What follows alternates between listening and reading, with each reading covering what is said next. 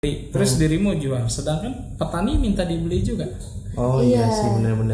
Ya kan, tetapi kan ketika emas itu kan ada sirkulasi ya, yang tidak lagi, pokoknya ada aturan sendiri ya, dari kalau emas emas, ya. Kalau mutiara kan nggak ada, jadi hanya barang koleksi. So target market kita adalah orang yang sudah selesai sama urusan investasi, yang membeli mutiara itu untuk emang koleksi dan memang untuk gaya ya, untuk meningkatkan apa istilahnya kebanggaan dia atau performance dia ketika ketemu orang lain kan. Iya. Karena harganya nggak murah dan nggak bisa dijual lagi. Oh, oke. Only one. Jadi target market kita lebih ke mature. Oke. Maka sistem pemasaran pun harus diarahkan kepada bagaimana perilaku mereka yang mature. Iya. Oke. Iya benar. Biar sesuai target ya Bang ya. Balik lagi kan ke perilaku konsumen ya. Iya. Pak Ujang Sumarwan. and action. Halo teman-teman semua. Balik lagi bersama Teh Farah Dan Kang Faras di acara Bicara Soal Bisnis. Oke Far, jadi kali ini nih Kara kedatangan orang-orang keren nih Far. Orang-orang keren. Bener banget. Kayaknya cuma satu gak sih Bang? Oh yang orang aja berarti. Oke, jadi kita kedatangan tamu salah satu alumni IPB lagi. Bener. Dan abangnya punya bisnis yang glowing gitu, lah pokoknya ya. Gitu kan. Mantep banget lah pokoknya. Iya pokoknya banyak dah yang harus kalian tahu. Bener banget. Tanpa banyak kita basa-basi, langsung kita aja sambut aja ya Bang Maulana Ishak. Halo Bang. Halo, assalamualaikum. Waalaikumsalam. Gimana Bang kabarnya, sehat Bang? Kelihatan sehat. Oi. Sejahtera ya. Sehat banget Bang. Bener. Nah di pandemi gini emang harus tetap semangat ya Bang ya. Iya. Walaupun lagi pandemi PPKM segala macam, tetap harus semangat gitu kita ya. Tetap bahagia.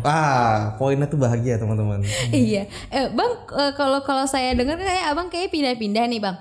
Nah sekarang lagi di Bogor nih Bang. Iya. Lagi jalanin bisnis, apalagi main-main nih Bang. Silaturahmi, main sekaligus ya jalanin bisnis ya. Maksudnya Ini apa Bang? silaturahmi, dapat cuan juga ya Bang ya. Iya. Dapat bahagianya juga, lengkap emang. Cuannya sih belum. Oh belum Bang, tapi OTW Tapi kan Bang. potensi cuannya. Oke. Iya sih kan sambil nyenggol-nyenggol lah. Benar. Justru mumpung di Bogor ya Bang ya. Iya. Oke, mungkin kita kenalan lebih lanjut kali ya biar teman-teman juga tahu ya. Ya Bang ya. Iya, Oke. Boleh deh Bang kenalan terus angkatan gitu kan biar teman-teman juga pada tahu gitu kan. Benar, Bang. Sama fakultas departemen boleh Bang. Oh jadi kayak MPKMB nih. Beda Bang, di sini gak ada ospek sih. Iya Bang. Saya Maulana Ishak. Ada yang panggil Maulana, ada yang Ishak. Ya. Tapi saya lebih seneng dipanggil ini. Apa tuh? Maulana. Oke. Ada topinya. Kalau saya ada juga, tapi itu. sayang lagi nggak saya pakai. Ya, gak apa-apa sih Bang. Itu dijual nggak Bang? Enggak. Oh enggak, kirain. Tapi jarang-jarang kita bawa narasumber yang punya identitasnya sendiri iya. ya, brand ya. Lebih agak narsis. Gak apa-apa sih Bang. Benar. Saya di IPB Fakultas Perikanan dan Ilmu Kelautan. Oke. Angkatan 43 dari MSP. Oh, Manajemen Sumber Daya Perairan. Oke, jadi anak kelautan ya Bang. Iya, berarti anak laporan banget dong Bang. Bener gak laporan guys? Oh katanya. Kalau saya perdagangan banget. Nanti kita bahas nih kalau dagang ini. Oke nih. Nah, Abang ini kan sebagai owner dari Mutiara ya Bang ya? Yang perusahaan Mutiara lah. Mungkin bisa diceritain dikit nih Bang, kegiatan Abang sekarang nih ngapain aja sih Bang di kerjaannya gitu? Iya, karena kita dengar spill Abang tuh kan usahanya yang glowing nih. Nah, glowing itu kan Mutiara tuh kan. Nah, jadi pengen tahu gitu Bang, kok bisa gitu masuk ke usaha itu. Walaupun sebenarnya backgroundnya ya emang bener perikanan gitu kan. Tapi kan MSP kan manajemen gitu kan. Biasanya kan kayak itu kan teknik apa sih ada yang ITK gitu kan. Gitu, biasanya kan gitu Bang. Gimana Bang? Boleh deh Bang spill ke teman-teman. Jadi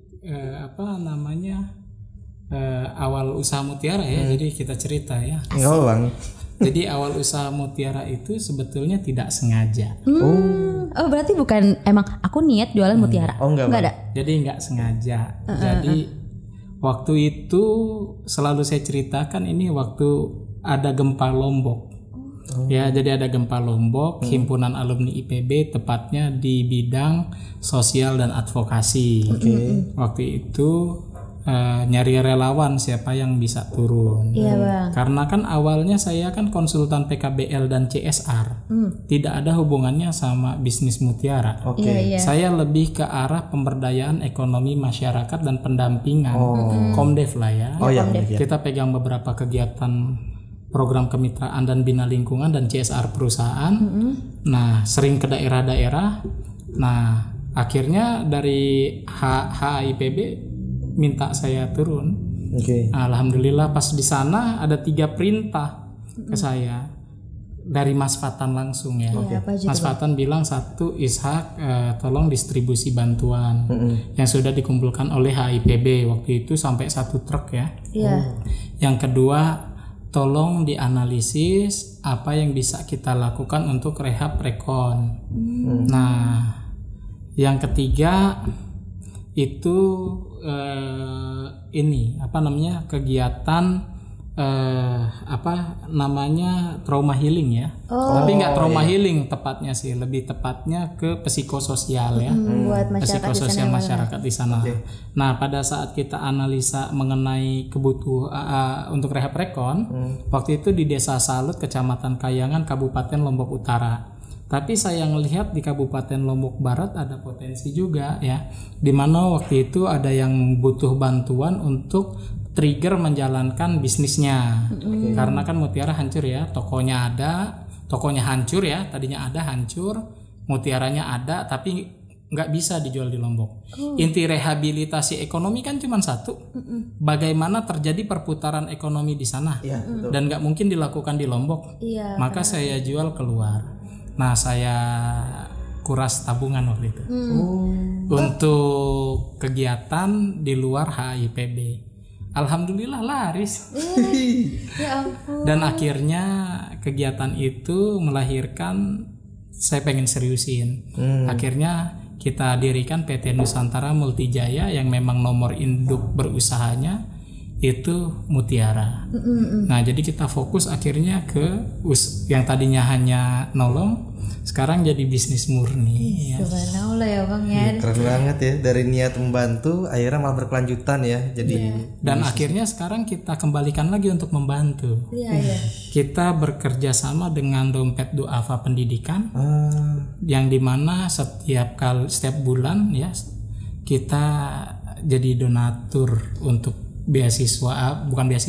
kegiatan Dompet Duafa Pendidikan. Jadi dari sosial kita kembalikan ke sosial. Bahkan nggak puas dari itu, tahun 2020 kita bangun lagi namanya Yayasan Kabuadana Rasa. Jadi Kabuadana Rasa itu bahasa Bima, Mbojo, yang artinya membangun kampung halaman. Walaupun halaman saya bukan Bima, saya Indonesia ya. Gitu. Jadi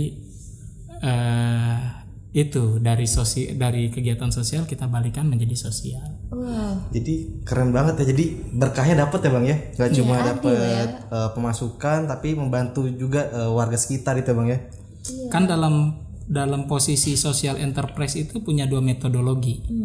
Metodologi pertama adalah metode untuk komersial. Di mana kita full bisnis, hasilnya buat sosial. Yang kedua adalah metode filantropi, di mana fokus utama kita value atau sosial. Ya, tetapi di dalam situ terdapat juga amal usaha. Jadi sosial yang tidak minta-minta. Tapi kalau ada donasi kita terima. Maka metode komersial kita menggunakan PT Nusantara Multijaya, metode filantropi kita menggunakan Yayasan Kabuadana Rasa. Oke. Keren. Speechless banget nih aku Bang pas tahu kayak aku abang tuh asli orang sana gitu kan. Ternyata ada aja gitu ya Bang, dari awal baik, niat baik, tiba-tiba ya kita nggak ada yang tahu. Tahu ya Bang ya. Jadi dapat berkah luar biasa. Pertama diperintah untuk bawa bantuan, dapat bisnis, dapat project di Bima waktu itu alhamdulillah dari Pelni, rumah kelola sampah. Yang ketiga dapat istri orang Bima. Ternyata ada istri juga ya Bang orang Bima. Iya, jadinya 3 in 1. Bener 3 in 1 ya. Iya bener jadi dapat semua. Itu gimana? Jadi pengen bahasanya gitu. Iya Bang. Boleh Bang di-spill Bagi kan gitu. maksudnya gini, Abang tadi sampai nguras tabungan ibaratnya ya buat usaha ini gitu kan. Nah, kok akhirnya ujung-ujung dapat itu juga Bang, dapat istri orang sana, gimana tuh Bang? Jadi saya punya dua teori. Apa tuh, Bang? Teori benar dan lompatan. Gimana tuh? Gimana tuh Bang?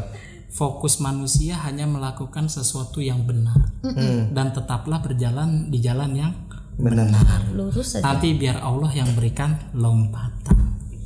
Jadi kita tidak fokus kepada lompatan. Siapa yang tahu ternyata saya punya usaha ini dan itu. Iya benar. Membangun usaha ini dan itu berawal dari sesuatu yang benar. Allah yang kasih lompatan. Iya. Nah, saya kiai gitu-gitu. Kita ubah cara kita jadi kultum sore hari gitu kan. Karena memang begitu, kalau kita lihat di Al-Quran, Quran surat Ali Imran ayat 26, Qulillahumma malikal mulki tu'til mulka man tasya' wa tanzi'ul mulka mimman tasya' wa tu'izzu man tasya' wa tudhillu man tasya' biyadikal khair innaka 'ala kulli syai'in qadir. Sesungguhnya yang punya kerajaan itu Allah. Iya. Katakan yang pemilik kerajaan itu Allah. Allah kasih kerajaan yang Allah kehendaki, Allah cabut kerajaan yang Allah kehendaki. Maka fokusnya ketika kita bekerja itu tidak lagi tentang bagaimana mendapatkan hasil, itu salah. Karena kalau kita fokusnya kepada hasil, nanti setan itu membisikkan untuk belok dan kita akan belok. Tapi ketika kita fokus bekerja di jalan yang benar, fokusnya untuk apa? Allah suka. Allah ridho, jadi Allah yang kasih kerajaan untuk kita. Yes. Makanya saya punya teori, jangan pernah berharap menjadi orang yang hebat sukses, tapi jadilah orang yang tunduk patuh. Karena biar nanti Allah yang akan menghebatkan dan mensukseskan kita dengan caranya. Keren. Berarti mindset bahwa pembisnis tuh harus dapat cuan tuh nggak boleh kayak gitu ya Bang ya? Jadi pebisnis harus dapat cuan. Tapi caranya apa? Jadi ada begini, berdirilah di 2 kaki. Ini versi guru saya di Al-Izzah, Ustadz Hasan Rifai almarhum, beliau sudah almarhum. Berdirilah di 2 kaki. Kaki pertama adalah project bisnis. Jadi ketika kita berdiri di project bisnis atau metode komersial, berapa rupiah yang masuk kantong kita? Fokusnya itu dulu. Rupiah. Bukan rupiah, bolehlah dolar. Boleh. Karena kan mutiara kita udah di Amerika. Oke, siap Bang. Mutiara kita udah di Washington. Lewat Fibenik ya. Jadi berapa nilai angka keuangan yang bisa kita dapatkan? Perkara nanti kita lempar ke sosial, fokusnya uang dulu. Di kaki yang satunya. Tetapi kaki yang satunya itu adalah sosial dan dakwah. Di sini adalah berapa nilai kebaikan yang bisa kita berikan kepada masyarakat dan kepada sekitar, karena memang Allah perintahkan untuk itu kan. Jadi setelah kita berdiri di 2 kaki, kaki project bisnis dan sosial dakwah, kita akan utuh seperti kita berdiri. Kita bisa naik mobil, kita bisa naik motor, kita bisa berlari, kita bisa berjalan. Kalau hanya berdiri di 1 kaki, hanya project dan bisnis di otak kita, bisnis. Nggak bakal habis ya Bang. Tidak akan seimbang. Iya benar. Bayangkan orang berdiri di 1 kaki. Begitu juga orang yang berpikir ya sosial dakwah, maaf. Ya. Belum nikah kan? Alhamdulillah belum. Sekarang. Emang nikah nggak butuh biaya? Butuh biaya ya. Betul Bang. Kita aja sekarang makan butuh biaya. Benar. Itu dia. Maka itu di 2 itu kita harus gerak. Oke. Ya aku setuju sih Bang. Jadi ya nyari uang juga nyari berkah ibaratnya Bang ya. Dan kalau bisa kadang tuh itu loh Bang ya, maksudnya benar. Ya namanya juga dunia gitu kan ya, pasti banyak ya tarikan-tarikan yang di luar keinginan kita gitu kan. Akhirnya ada aja yang melenceng gitu kan ya Bang ya. Ini yang emang susah sih Bang ditanamin dalam diri masing-masing orang gitu. Nah kalau dari Abang gimana Bang? Gimana Abang bisa menanamkan rasa biar kita balance seimbang itu Bang? Karena kan dulu kan ajaran dari Ustadz Hasan Rifai almarhum yang tadi saya bilang. Terus yang kedua ada juga dari mentor saya dulu waktu saya bekerja itu Pak Heldi Harnanta. Kerja sing ikhlas rezeki ngikut. Jadi kerja itu sing ikhlas dulu. Gitu. Nanti rezeki ngikut ya Bang ya. Ya kan? Nah, ketika sudah rezeki ngikut, maka rezeki itu mau kita alokasikan kemana? Kan gitu. Banyak kadang hal yang kita upayakan tetapi gagal, tetapi banyak yang sebetulnya tidak kita niatkan malah berhasil. Iya benar Bang. Setuju sih itu. Karena posisinya di mana? Allah berkenan. Iya. Gitu. Buat dulu yang kayak begitu, itu versi saya kan. Makanya kita lakukan 2. 1, ikhtiarlah yang maksimal. Yang kedua, serahkan semua pada Allah. Kalau dalam Quran surat Ar-Ra'd ayat 11 kan, Allah tidak akan mengubah nasib suatu kaum sehingga kaum itu berusaha untuk merubahnya. Tapi ingat, ada Quran surat At-Talaq ayat 3, falyatawakkal 'alallah fahuwa hasbuh. Barang siapa yang bertawakal kepada Allah, maka Allah akan penuhi kebutuhannya. Maka selalu datang sendiri. Iya kan? Saya kasih lihat transaksinya. Mau gak guys? Diasesin gitu. Nanti kaget lagi. Gak ada yang kuat ngeliatnya. Ngeliat HP abangnya tadi udah gak kuat. Kita aja shock ya. Iya. Kepo kan, kepo. Jadi intinya itu jadi orang yang emang bermanfaat buat orang sekitar lah Bang itu ya. Iya. Gitu. Oke. Bang, aku mau nanya. Kita balik lagi ke Mutiara tadi. Boleh ya. Dong. Boleh kan ya Bang ya. Nah tadi kan sempat dicerita juga di sana ada yang lagi bisnis gitu ya Bang ya. Terus minta bantu masarin gitu kan. Nah berarti sampai sekarang apa abang masih kerja sama orang itu, atau abang udah punya sendiri dan membuka makin luas lapangan pekerjaan gitu Bang? Jadi masih sama-sama orang tersebut apabila memang orang tersebut minat kita bina. Iya Bang, gimana? Jadi kita masih bersama mereka. Bagi yang mau dibina. Yang ternyata dalam perjalanan tidak mau dibina, ya masa kita lanjutkan? Iya, benar. Karena apa? Karena bisnis itu kan 2. 1, mempersiapkan produk yang siap diterima pasar, dan mempersiapkan pasar yang siap menerima produk. Dan ingat, posisi pembinaan kita terhadap mereka yang bekerja di bawah kita adalah mereka mampu mempersiapkan produk yang siap diterima pasar.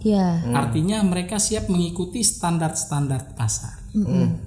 Kalau ternyata tidak bisa mengikuti, kan berbahaya dalam bisnis. Iya, betul Bang. Nah, jadi batasnya di situ. Oke.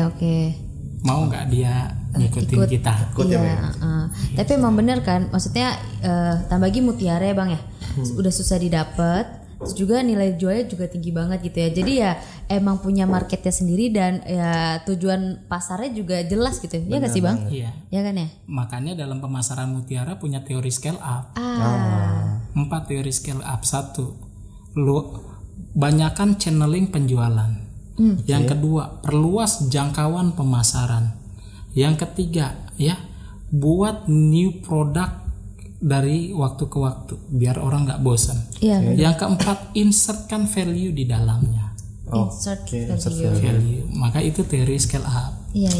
Setelah teori pemula. Nanti kita bisa belajar 3 teori. Iya. Tapi yang aku suka sama abang tuh, aku punya teori. Berarti maksudnya kayak setiap orang ada aja yang hidupnya ngalir aja gitu ya. Tapi kan ada juga kayak ngerangkum dan dia bisa memberikan masukan atau saran gitu gak sih Bang ke orang-orang gitu. Makanya aku suka dari abang tuh kayak ada menurut teori aku. Ya abang cocok jadi, buat versi buku. abang gitu Bang. Kan saya konsultan. Lupa. Kan sebelum saya Mutiara tadi sudah saya jelaskan bahwa saya konsultan PKBL dan CSR. Oh pantesan Bang, by book ya. Jadi karena saya konsultan, jadi ketika pada saat turun ke lapangan kita langsung memapping dan juga menciptakan teori-teori baru. Seru banget. Iya. Tapi kan yang kita bilang mungkin teori saya belum tentu bisa dipakai. Jadi gunakan teori saya sebagai tinpus bukan kesimpulan. Tinpus. Paham ya? Paham Bang. Sebagai rujukan ya Bang. Apa perlu kita bahas skripsi lagi? Jangan Bang, udah Bang. Udah Bang, udah cukup. Iya, jangan. Oke, Bang, menurut abang tantangan sendiri buat jualan mutiara apa sih bang? Mungkin market iya ya. Bagi tadi abang kan waktu itu Lombok lagi keadaannya lagi terpuruk ibaratnya, jadi nggak bisa di sana kan. Akhirnya abang langsung keluar. Nah, kalau market Indonesia menurut abang gimana bang? Di luar bagus juga. Tinggi ya bang untuk konsumsi dari si mutiara itu? Faktanya? Oke. Iya fakta yang ngomongnya bang. Tapi kemarin kenapa mutusin keluar dulu bang? Apa di Indonesia sebenarnya di Indonesia juga di Indonesia juga. Oh di Indonesia kita juga. Dari Aceh sampai Papua ada. Ada reseller ya? Okay. Ada reseller. Berarti dia ngelihat grup reseller saya kan? Ada berapa ratus? Banyak banget guys. Scrollnya nggak ada habisnya. Saya percaya banget sih ini. Oke, bang sama ini bang mau nanya bang, kan kalau tantangan dari mutiara selain market itu inovasi produk itu termasuk nggak sih bang tantangan? Ya tadi kan saya bilang new product. Nah new produk kalau dari si mutiara itu apa sih bang? Kan kita tahu mutiara kan bulat-bulat ya, gitu. Nah mungkin inovasinya apa aja sih bang yang bisa dibikin? Inovasinya di rangka. Bagaimana kita mendesain mutiara itu dengan model-model baru. Maka tim kreatif saya bilang tidak bekerja apabila tidak bisa menciptakan model baru tiap hari. Tiap hari bang? Tiap hari. Wow. Jadi ketika misalnya tiap hari lo nggak bisa bikin model baru, maka lo nggak kerja. Minimal 5, maksimal 10. Sehari bang? Sehari. Wajib. Karena abang pasarnya udah gede banget. Tidak gitu boleh. Kan? Tidak boleh. Walaupun emang nanti kepake atau enggak itu urusan nanti gitu bang? Faktanya kepake. Oke. Pakai semua. Kepake. Oke. Tapi ini pertanyaan aku agak sedikit konyol sih. Ke mutiara tuh dari kerang gak sih bang? Itu kerangnya bisa dimakan gak sih bang? Tapi gue kan taunya kan kayak cuma dipijit-pijit gitu gak sih bang? Kalau doyan ya silakan. Tapi itu bisa dimakan gak sih? Saya sih belum pernah nyoba. Berarti enggak kayaknya guys. Aku doang yang rekomend. Bagi yang memang mau makan, saya kurang tahu juga karena saya bukan orang yang pemakan kerang. Tapi emang beda bang? Apa sama aja gak sih bang? Beda dong, kan jenis kerang di mutiara kan Pinctada maxima, Pinctada fucata, Pinctada margaritifera. Beda dengan kerang hijau yang biasa kita dapatkan di Jaya. Kerang hijau. Beda dong. Ya beda dong kalau kerang hijau. Itu mah di sana. Jadi memang udah jelas beda. Iya sih. Kayak kalau dilanjutin bakal keluar ilmu epic deh guys. Ini ilmu avertebrata. Tuh kan saya mah mana belajar.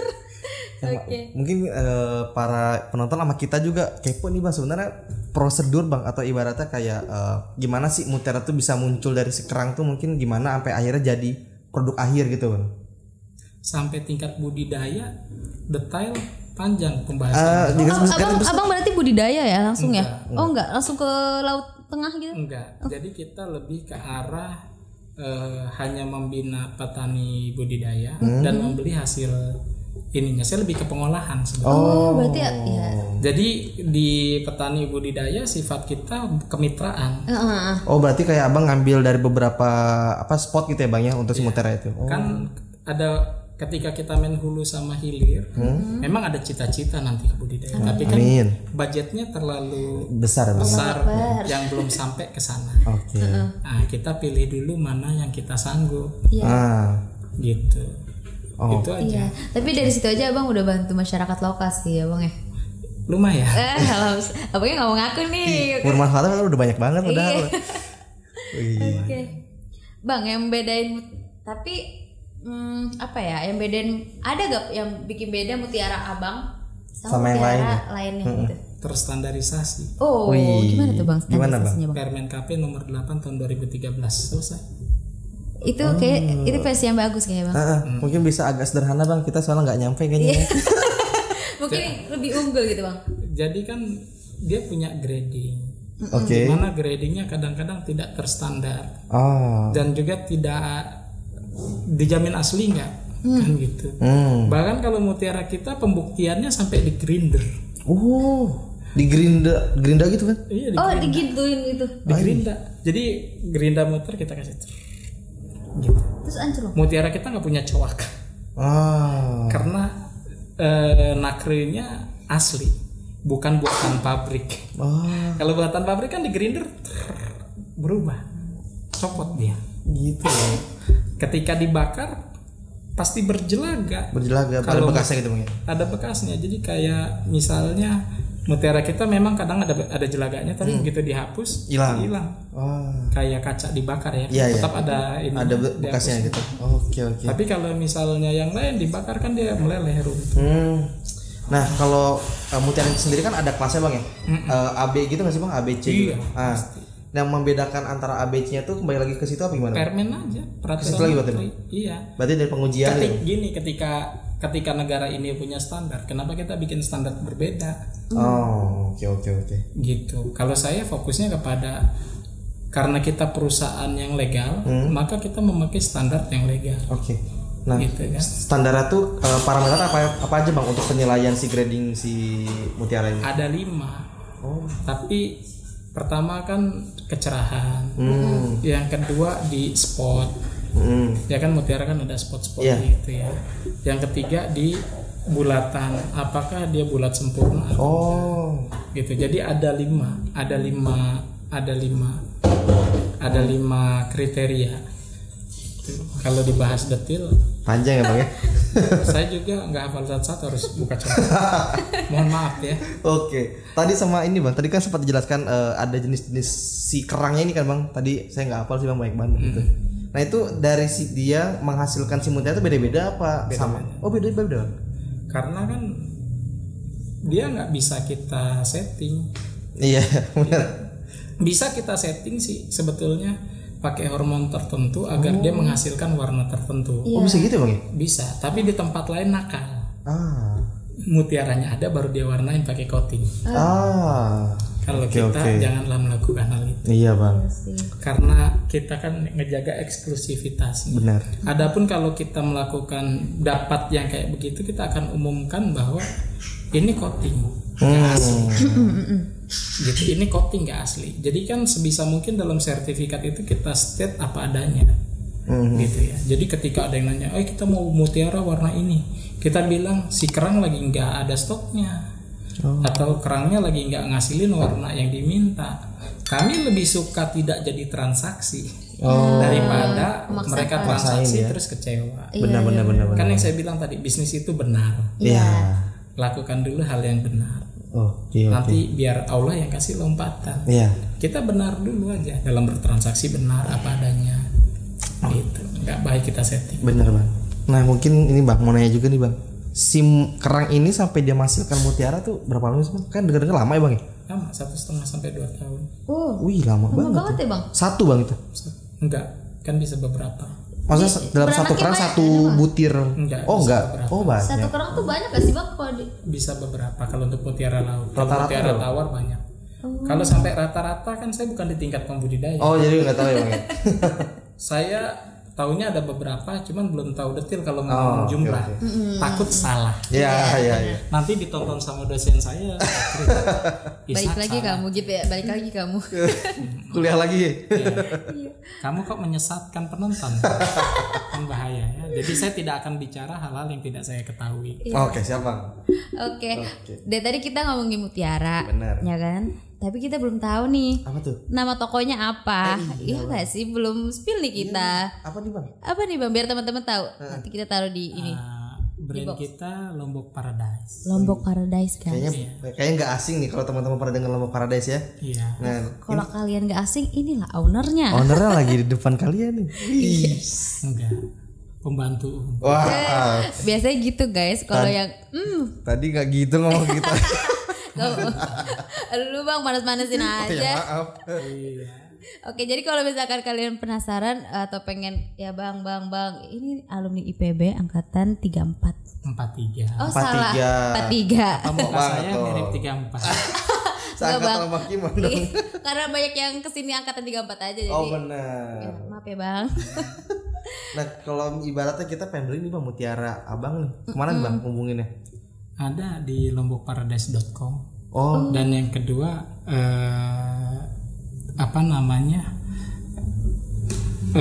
reseller kita tersebar kok.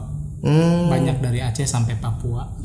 Nah, masalahnya ada aturan di perusahaan saya nggak boleh jualan. Abang nggak boleh jualan. Abangnya.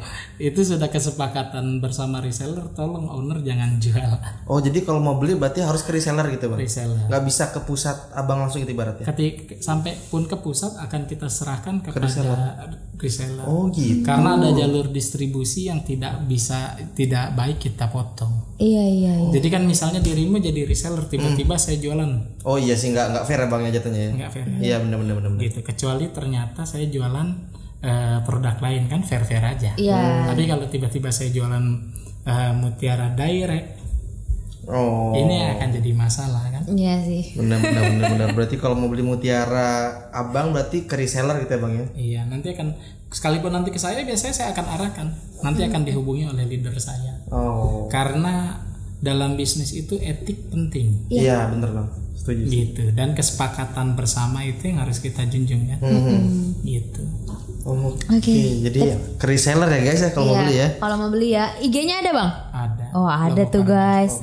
Tapi kalau luar negeri langsung ke saya. Karena tidak ada perjanjian saya tidak boleh jualan di luar negeri. Oke. Nah, keluar negerinya udah kemana aja nih Bang? Iya Bang, spill dong Bang. Si Mutiara ini Bang. Yang udah resmi Amerika ya. Pasar Amerika melalui Atasnya Perdagangan ya. Kemarin kita tanggal 5 September itu launching ya di Washington, langsung dari Washington DC. 5 September. 5 September kemarin Bang. Kayak baru nih Bang. Baru banget berarti? 2 hari yang lalu. Oh sorry Agustus ya, 5 Agustus. Oh Agustus. Bulan lalu ya. Baru sebulan ya. Nah kalau pasar lain Qatar ya.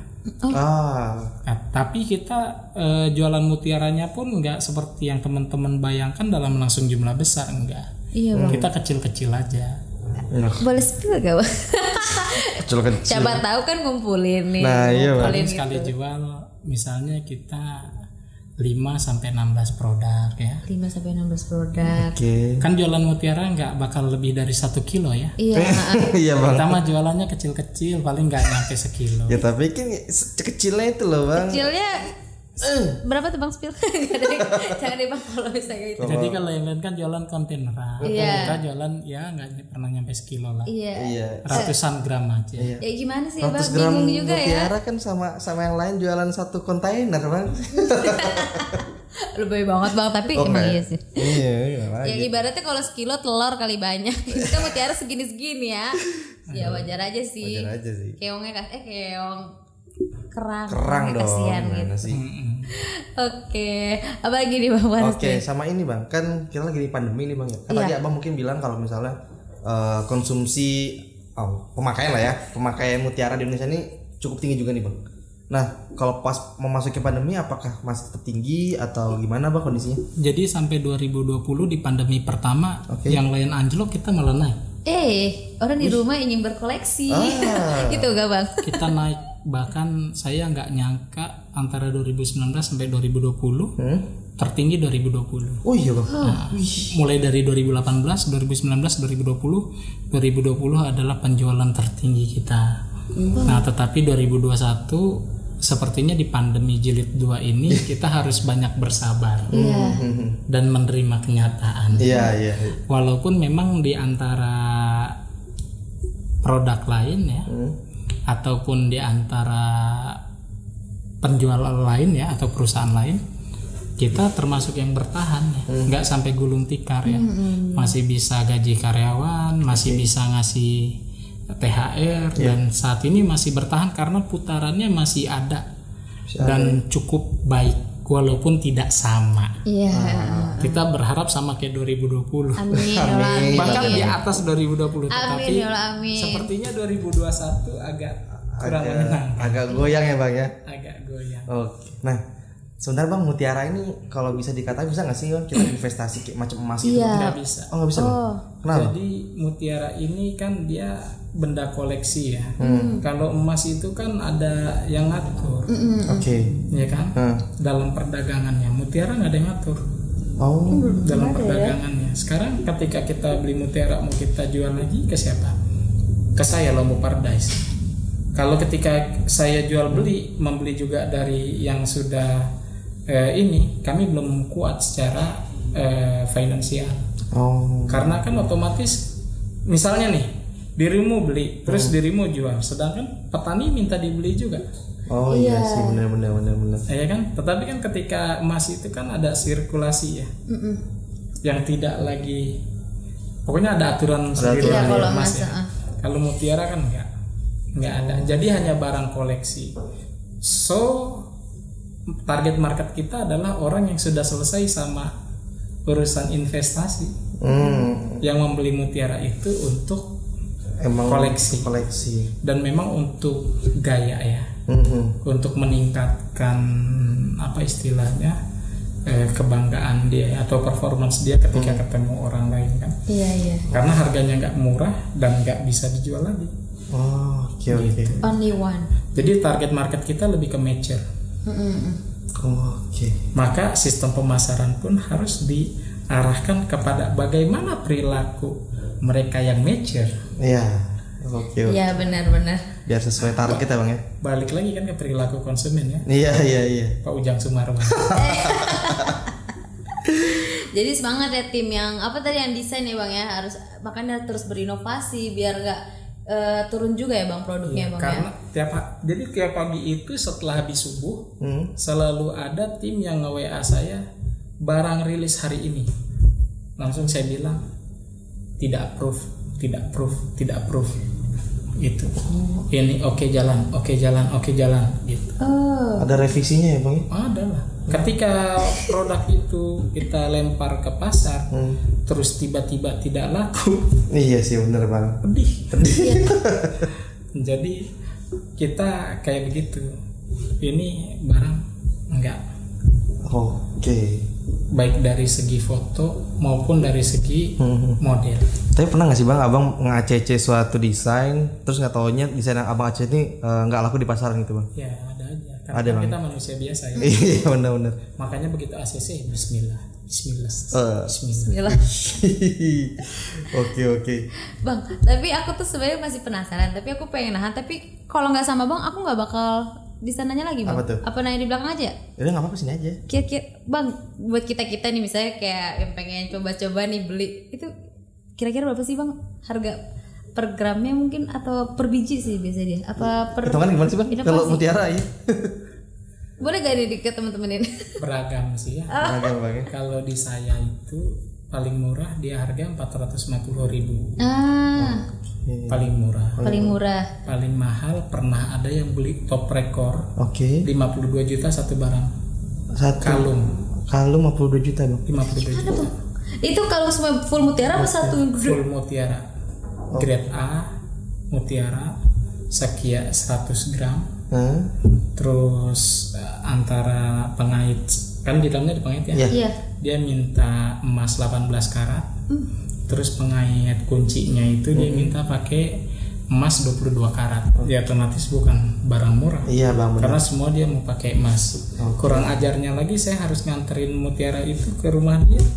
Nggak boleh dikirim. Lo yang datang katanya. Ngerjain. Oke. Jadi dari 450. Jadi semua itu berdasarkan spesifikasi. Mutiaranya Bang ya. Minta spesifikasinya yang seperti apa. Jadi custom ya Bang ya jatuhnya ya. Bisa custom custom ya. tertentu ya. Nah, tapi di harga itu kita sudah masukkan beberapa item. Pertama free ongkir. Yang kedua free kotak perhiasan yang mewah. Yang ketiga sertifikat dari perusahaan kami yang menyatakan bahwa itu asli. Berikut semua spesifikasi barang. Selanjutnya itu sudah termasuk donasi ke dompet duafa. Jadi semuanya kita masukin, include. Jadi ketika beli barang itu ya itu semua gitu. Berarti ini aman ya Bang ya, buat ibaratnya kita mau beli nih, ada orang mau beli dari Aceh ini misalnya Bang, pengen beli harus dikirim dari jauh gitu Bang, berarti packaging segala macam udah aman Bang? Jangankan ke Aceh, Amerika zaman kan. Oh benar juga. Amerika. Udah coba Bang. Aman. Terus ke Qatar ya aman. Sip. Jangankan Aceh. Qatar tapi aku sempat ngeliat gambarnya emang bagus-bagus sih Bang. Oh iya. Ya, namanya juga mutiara ya Kak. Lagi udah pasti grade A. Ya kita tahu lah ya, mata bisa ngelihat lah ya kalau yang barangnya wow gitu kan. Oke. Nah mungkin terakhir nih Bang, kan sekarang lagi pandemi ini dan Abang merupakan salah satu pengusaha yang emang bisa dikatakan survive lah Bang di pandemi ini gitu sampai kan sekarang Abang. Iya, yang dimana perusahaan lain kebanyakan gulung tikar gitu Bang. Nah mungkin dari Abang sendiri ada nggak sih Bang kayak tips dan trik atau ibaratnya sepatah dua patah kata lah Bang terkait gimana sih caranya kita bisa survive di pandemi ini gitu Bang? Ada 2 cara. Mau fokusnya di mana? Oke. Jadi ada 2 cara. Bagaimana cara survive di pandemi ada 2. Pertama, kalau kita fokus pada pasar, ya kita udah punya pasar nih, maka carilah produk yang bisa dimakan oleh pasar itu. Contoh saat pandemi orang butuh healthcare, maka dari bulan Oktober 2020 kita budidaya madu, lebah madu trigona. Untuk di 2021 kita pasarkan sebagai healthcare, karena pasarnya ada. Nah, yang kedua, apabila memang kita fokusnya kepada produk, maka luaskan jaringannya, karena bisa jadi ingat ya, misal Jawa Bali PPKM, Pontianak belum tentu ya, Betul. Sumbar belum tentu, di daerah A lockdown, daerah B belum tentu. Bahkan kalau bisa jangan berpikir Indonesia ya, berpikir juga luar negeri. Nah makanya kita kan coba jual ke luar negeri juga, walaupun secara volume penjualan di luar negeri juga belum happy, tetapi setidaknya kita coba merambah pasar luar.